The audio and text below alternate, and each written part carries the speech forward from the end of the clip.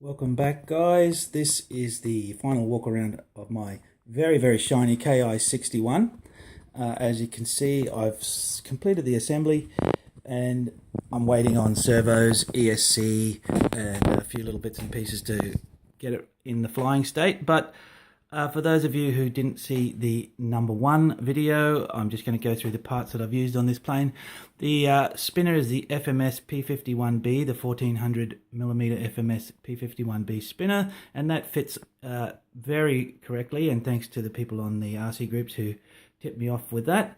The propeller, which is a nice fit as well, is the FMS FW190, 1400mm FW190 propeller, and that assembles onto the spinner very accurately, and it looks like it's going to be a good fit. And for the people that have flown with that, it looks like a nice power setup for this aeroplane. You can see the wings are now completed, and I've spent a bit of time with the rivet and getting the panels to shine up in as we move around. We've got the grain going in different directions so that as I move from one side to the other, the different panels are highlighted to give you a nice effect as we're flying. Rivet detail around the wingtips, and the wingtips actually came together quite well. I was happy with that.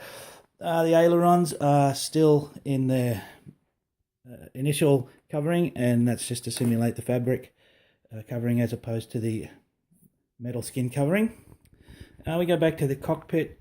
For those that didn't see the video in #1, I lifted up and I've installed the control panel, the instrument panel, throttle quadrants and controls on the left hand side of the cockpit. The pilot is the Hobby King pilot. If you're looking for him, he was under Hobby King pilots. You'll find him under there. Inside there I've done the breeches of the machine guns that slip back into the cockpit, the gun sights, heads up display, and seat back for my pilot. So the cockpit is not fully detailed, but it's kind of nice to go out and look in. And you go through the back. All the insignias are painted. I didn't use any vinyl graphics on this except for the no step area on above the flaps and the one stripe going around the band of the fuselage. Everything else has been hand painted. I've used the model that I've seen on the internet and the websites of different KI-61s. I kind of like this scheme, so I ran with it as we run around. I've made the cockpit slide, and you can open and close it. It's going to be a manual open and closing. I'm not going to install servos. You can see the split flaps on this model are installed, and they're quite nice. I think this is the version 2. They made it a little bit bigger. VQ has made it a little bit bigger, and they've put in a few little modifications that people had done, which made the model quite nice. Of course, they didn't update the canopy and cockpit, which was absolutely atrocious. So I pulled a mold. I made a mold. There it is there, what's left of the mold that I made. And I pulled my own canopy. And with the help of my dearest, who found the correct size bottles for me to pull down. I wanted to do vacuum forming, but it just got out of hand. And so I went with the heated pop bottle method, and it came out quite nicely. You can see the value of painting the insignia as the rivet detail and the panel lines shine up quite nicely through it, and it gives you a pretty good effect there. If I use vinyl graphics, that would probably be covered over and lose your effect. I used all Krylon rattle cans, white primer for priming the areas, and then some different colors, just basic colors.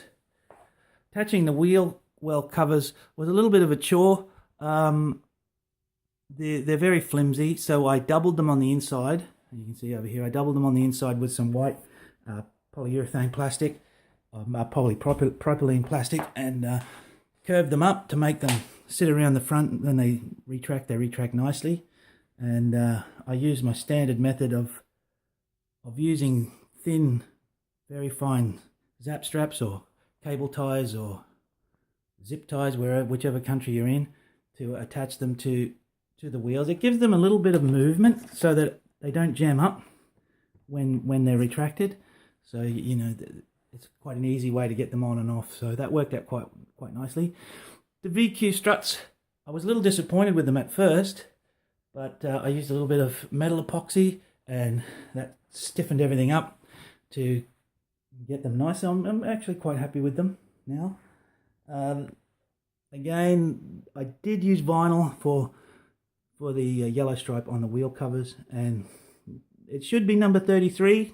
I've used 15 because I had number 15 hanging around.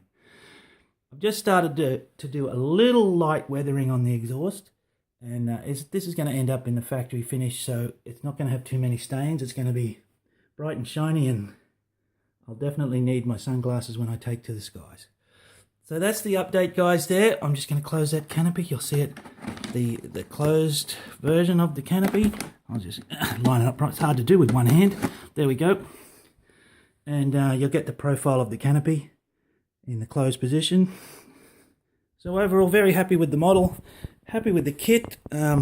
Hopefully I can get through the maiden successfully and enjoy this one for many years. But thanks for being interested in the model, and don't hesitate to look at my blog on RC Groups to see it on the way through the build. Thanks very much, guys. Bye.